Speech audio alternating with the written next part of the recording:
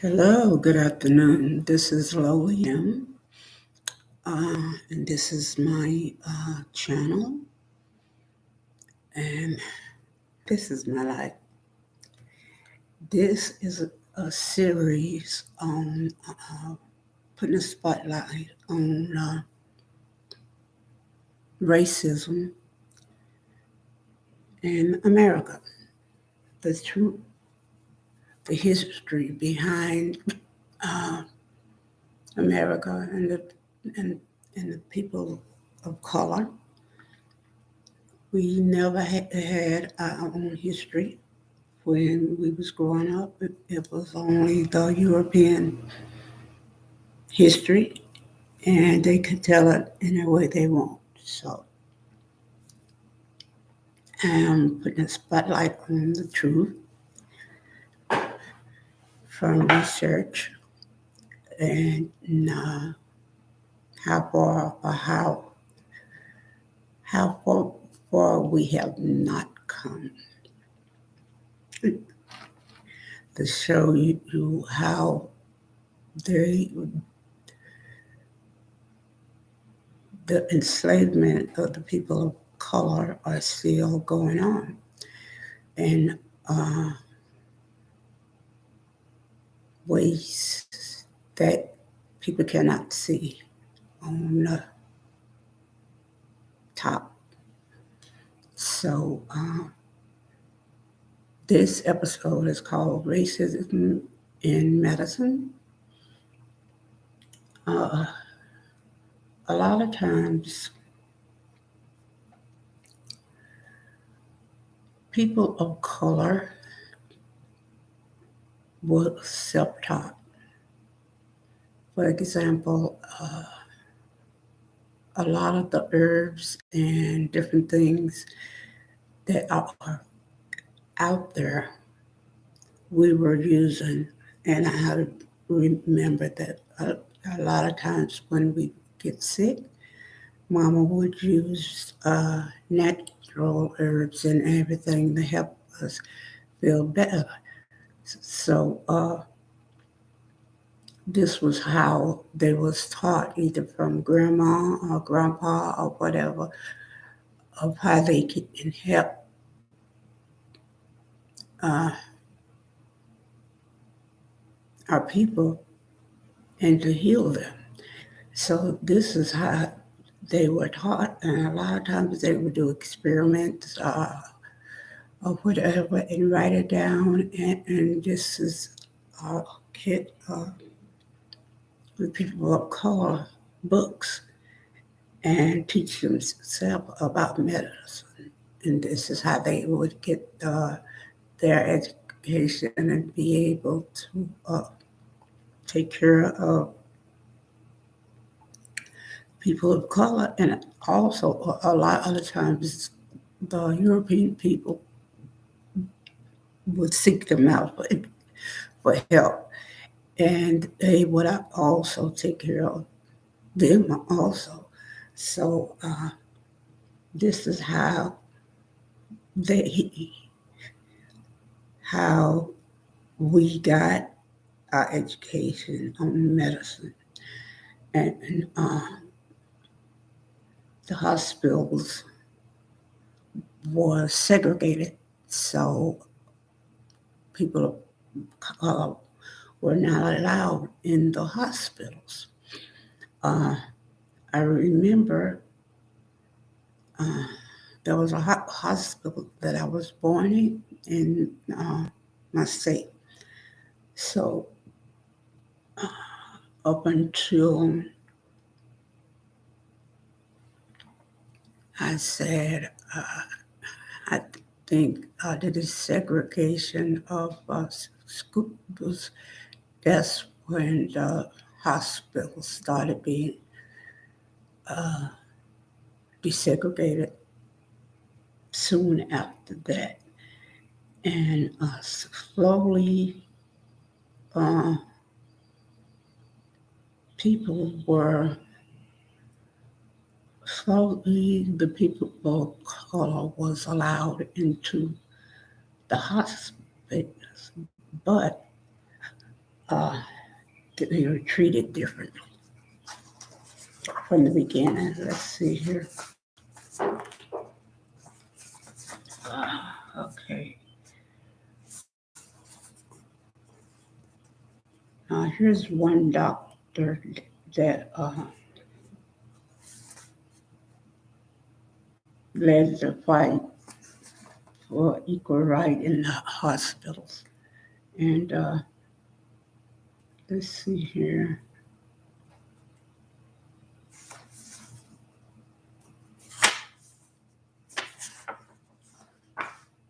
Okay, Dr. Theodore R.M. Howard of Mound Bayou, a cotton town in Mississippi Delta, founded and settled by Negroes after the Civil War in 1942. Dr. Howard, person of color, then only 34, a surgeon at the George W. Hubert Hospital of Meharry Medical College and one-time trainee at the Mayo Clinic, wow, was appointed chief surgeon at Mount Bayou's Taborian Hospital under Dr. Howard's supervision. Taborian grew and within 4 years had 76 beds and 2 operating rooms. The hospital was so successful that on February 23, 1946, the Saturday Evening Post ran a feature article on it, and its chief surgeon, the author of the article, Harding Carter, described the hospital in glowing terms and quoted Dr. Theodore Howard as saying, "We've got a long waiting list. Even a demand for private rooms is 20 times the supply. People of color want good care too. These days, many of them can pay for the best of care. But in too many of the Mississippi's too few hospitals, people of color have to bring their own sheets and spoons and someone to give nursing care. And in many cases, the accommodations are dirtier than you believe." Wow. Wow.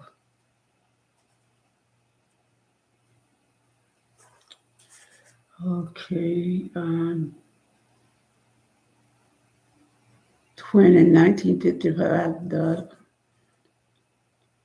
people of color, Emmett Till, George W. Lee, and Lamar Smith were killed in Mississippi, and their slayers was unapprehended despite the intervention of the Federal Bureau of Investigation.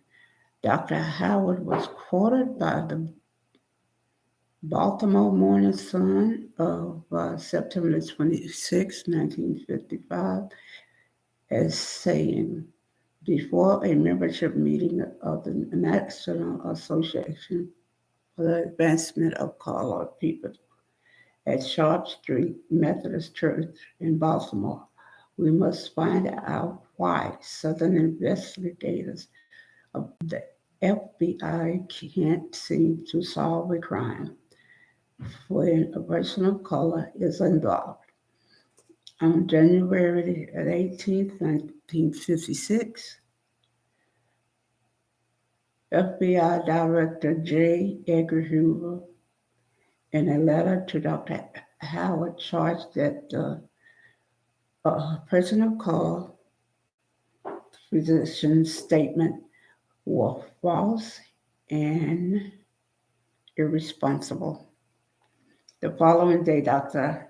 Howard rejected the charge and declared that he would continue to cry out against injustice and against that kind of administration of justice which permits murderers to go free to boast of their crimes. Go on, doctor. Very good.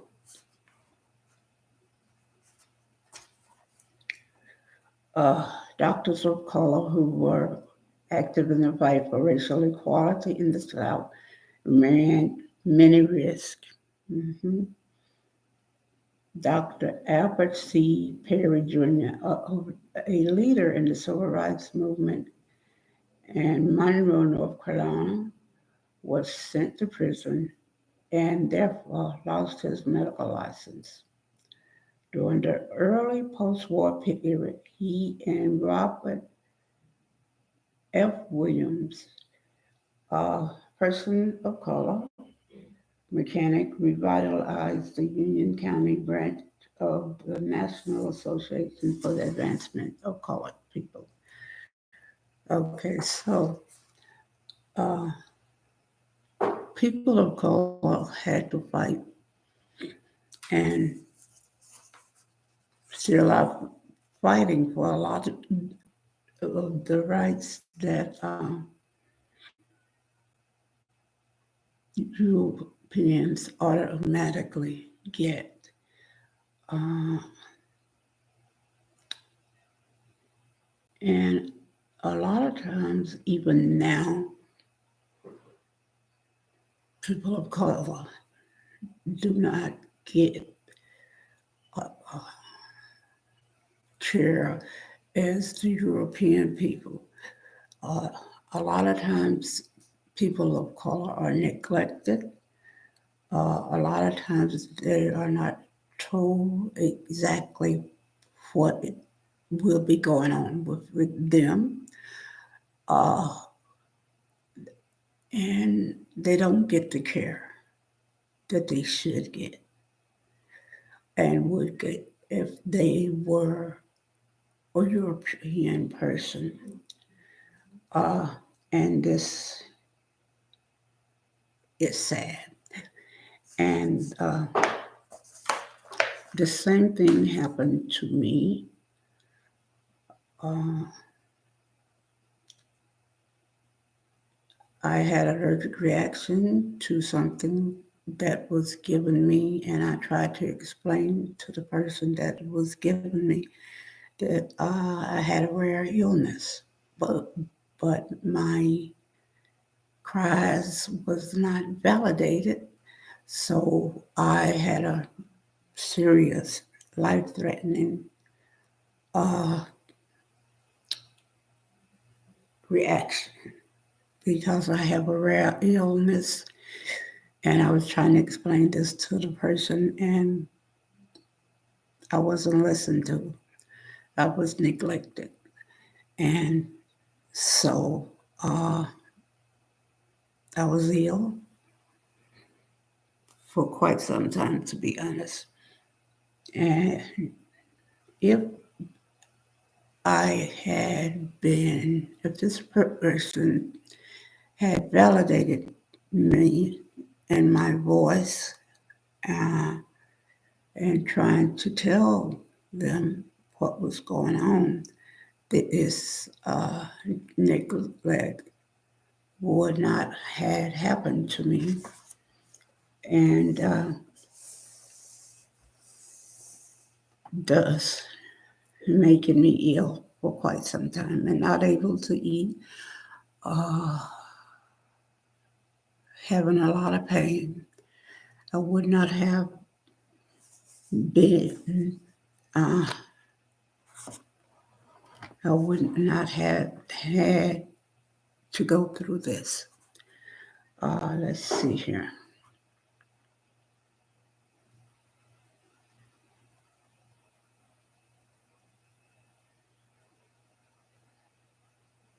So even the president had seen the need for hospitals that people of color could go to and get the same care as other people, European people. And they had to step in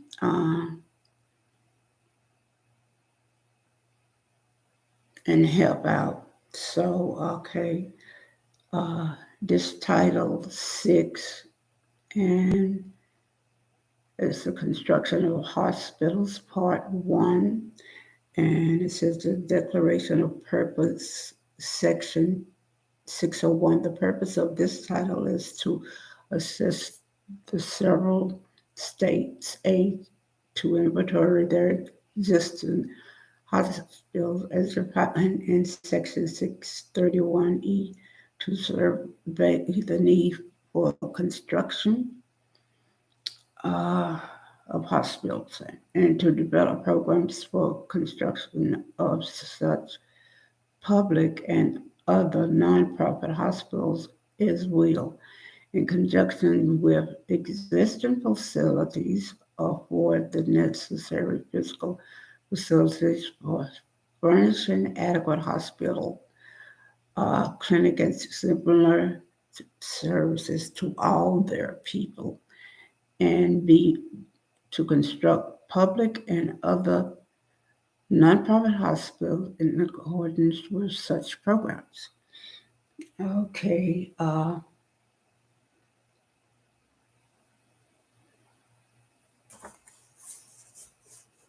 let's see. In 1946, the Hill-Burton Act, with its separate but equal clause, was passed by Congress to provide grants and aid to individual states for the construction of hospitals. From 1948 to 1961, the South received a good slice of the 1,600,000 billion which the federal government provided for the rebuilding of the American hospital system in Georgia.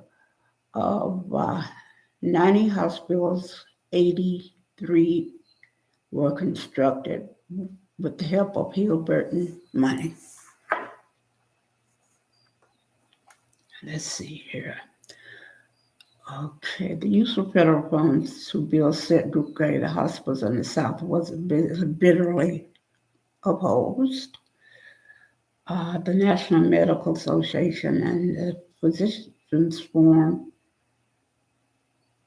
urged the federal government to withhold money from state agencies, hiding behind the separate but equal provision of the Hill-Burton Act.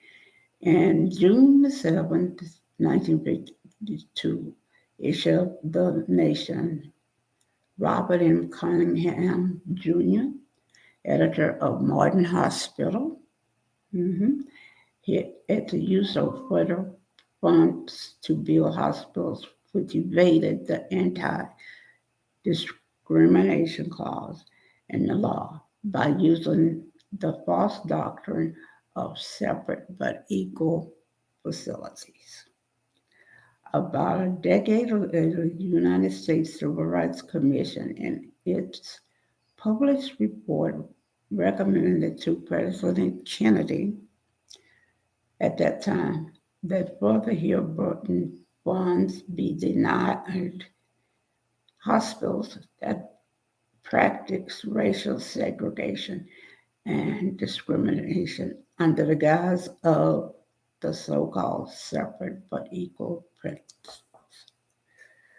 Okay, this is what people will call back then had to fight, and even now, this is enslavement mentality by the European to still keep them in charge. And they use these type of things even now to keep people of color in their so-called place and keep people that are European descendants at this level, and we're at this level.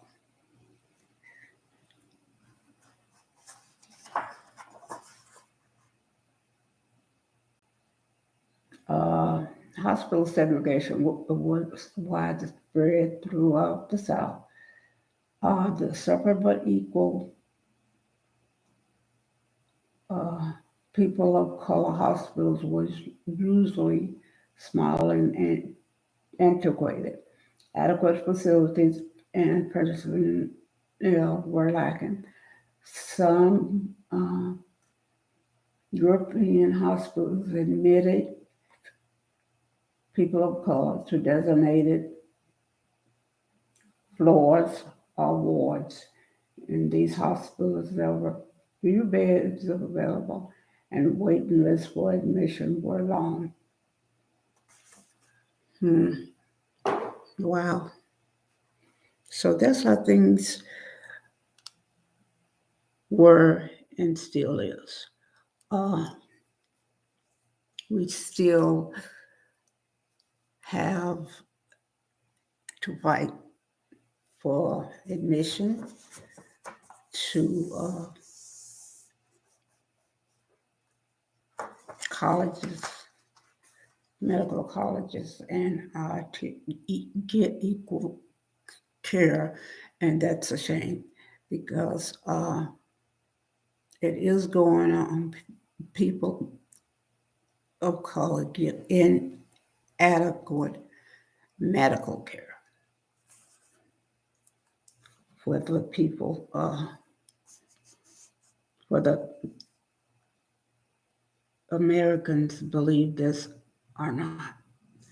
Okay, in conclusion, for people of color, we will never be validated by the Europeans for all our achievements or be considered equal by them. This is a ploy by them to keep people of color still enslaved in 2023 and forever.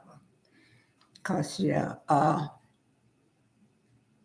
it is still going on. Racism is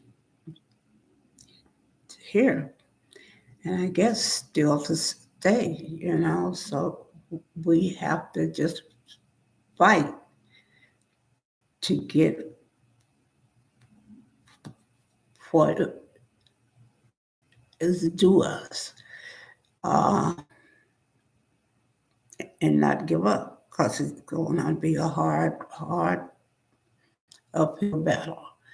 Uh, and I thank you so much. And I hope this information has helped you. And I hope you enjoy our history lesson for today and look forward to more history, the real history to come in the future.